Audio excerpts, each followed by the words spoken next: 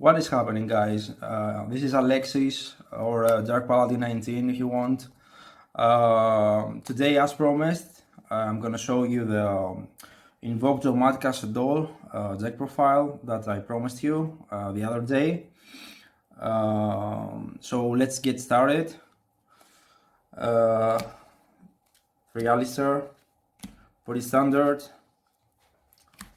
3 Magical Meltdown. As you can see, I'm showing you the deck engine by engine and not monsters, spells and traps like any other profile. Terraforming and 2 invocations. This is for the invoked part. Now let's go to the Dogmatika one. 3 Another Servant, best card of the deck. 3 Ecclesia. So in other words, 6 more starters for your plays, 1 Maximus and 1 Fleur-de-Lis. In pure Dogmatika Invoked, I prefer to play 2 Fleur-de-Lis, but in here it's not needed in my opinion, so I just play 1. And 1 Dogmatika Punishment, which is pretty good in my opinion.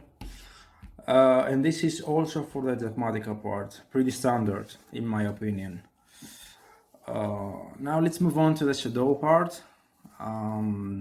We have 1 Ariel, 1 Wendy, 1 Hedgehog, 1 Shaddoll Beast, and 1 Shaddoll Dragon. I prefer to play these and not Squamata because I believe that in general Shaddoll monsters on their own break in hand, so I prefer to only play 5 because I don't want to open too many of them. And to be completely honest with you, going second, I side out Hedgehog and Wendy, and I only leave Ariel, the Beast, and the Dragon. Just the 3 of them for the Upcalon play going second. So now we have 3 Shaddoll Fusion, and of course 1 Schism. Shaddoll Fusion and Meltdown, as you know, it's a very strong combo going second. It can break your opponent's board very easily, and it's totally worth it in my opinion. So this is for the Shaddoll engine. If you want to play Squamata, you can play Squamata, but in my opinion it's better to play only these 5. And to be honest, when it's not needed, but it is what it is. And now let's move on to the hand trap part. We have 3 Ash Blossom, pretty standard in every deck. I also play the Gamma package, this one, and the driver that I always open in my opening hand. Gamma is very good. It's a very good hand trap. It's light, which means that you can make Mechaba with it or construct, most importantly. And I really like it in this variant. Sometimes I play Nibiru instead of Gamma, but right now I find Gamma like a bit better in my opinion. And we have also 3 Phantasme for going second. This format, Tri-Brigade, Drytrons are 2 of the best decks, and in general any other deck mostly plays Link, so I believe that Phantasme is needed because you need to fix your hand to break those boards. And worst case scenario, going first, you just discard it for the Upcalon play, and that's it pretty much. So this is standard. You can play other stuff like Impermanence or Veiler. It's mostly a preference in my opinion, but I will stick with this for now. So this is for the hand trap package.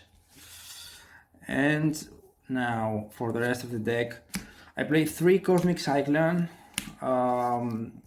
Most of the people right now in this deck play 3 talents, but I prefer to play 3 Cyclones. First of all, for the Virtual One matchup, because in my opinion it's the worst matchup for this deck. And secondly, it's very useful against Mystic Mine or Eldritch or other decks, back row and stuff. And I really like it into the deck. And the last card in the deck is Called by the Grave. I wish this was a 3, but to be honest, I prefer it over Crossout Designator, because I believe that this deck doesn't have the space to contain all the targets for the Crossout Designator, unlike Dogmatika Invoked without the main deck Shaddolls. So in my opinion, one of these is fine, and generally that's it for the main deck.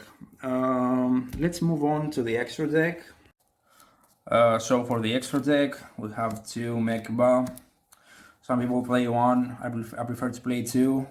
1 Goides, 1 Puga Trio, and this is for the Invoked part. Now for the Shaddolls, we have 2 Constructs, 2 Windas, 2 Echelons, 1 Titanic Lad for the Dogmatika plays, 2 Entities, 1 Almirage, and 1 Secure Guard now. This is pretty standard, like 15 cards, but in general there are also 2 other targets that you can contain in the extra deck.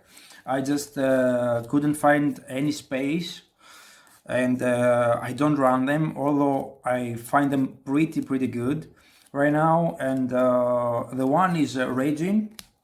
Some Tri-Brigades play the Barrier Statue play right now, and Raging is very good for that. And in general, if you play Droll or other stuff, Raging is a very good target for the extra deck. So I highly recommend it if you do have the space. And the second one is Gravity Controller. This one is very useful because you can summon Construct in the extra monster zone, link it away, dump, first of all, dump the Season, link her away for this, and then you can add back Season in hand. So you have Construct in grave, and this one is dark, so you can main Winda with that, and it can be very useful. So in my opinion, if you find the space, you can include these 2 because they are very good targets.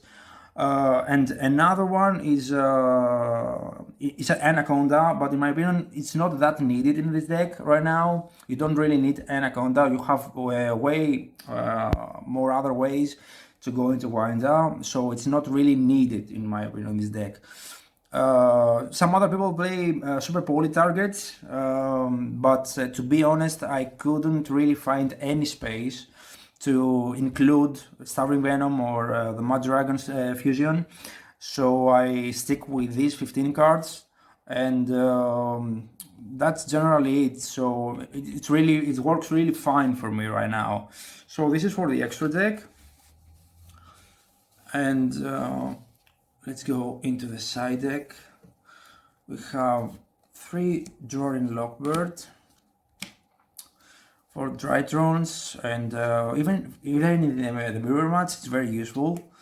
We have Lancias for the virtual worlds, for Dinos, for Tri-Brigades. It's one of the most useful hand traps right now, and it's a solid target for the side deck. Nibiru is always good in this main or side. I always include it in my lists, especially when the combo decks are dominating the format. 3 Dark Ruler, no more. This card for obvious reasons, to break boards more easily, and in general to stop your opponent when they go first. And my last option, that it's very underrated, and I don't really see it often in many lists, is a Pointer of the Red Lotus. This card post side deck, it's game. When you resolve it, it's game. Like you get to remove one card from your opponent, but most importantly, you see their hand, so you know what moves to make when they try to play. So it's very underrated, and I highly recommend it if you want my personal opinion right now, as a side deck option. There are other ones like other hunters and stuff, but these 15 cards are very solid for me, and that's why I believe they're really good options in the my list. So this was the side deck. Now some words about the deck in general. In my opinion, it's very consistent. You have many starters. You have like 12 or 13 starters, like 3 Alistairs, 3 Meltdowns, you have Terraforming, you have 3 Nether Servants, and also Ecclesia. What you want to open is Alistair here and Nether Servant. If you open these two, it's full combo. And going second, what you want to open is 1 Magical Meltdown and 1 Shaddoll Fusion. As I said earlier, these two cards, with these two cards you can break any board. Generally the deck is very solid for me. It's not Tyrant right now, but I really believe that if you play it properly and if your options are solid, you can very easily top with it. So that's basically it. I've attended many locals lately, and these past months I play this deck since many months now. I've topped many types with it, with this list, with this deck. I usually only swap some hand traps, and that's pretty much the changes I do. You've seen also my videos with replays and stuff, and you also know in general how this deck works. I don't know if you have any questions. If you do, please mention them below. Let me know what other deck profiles would you like to see, and see you next time. Take care.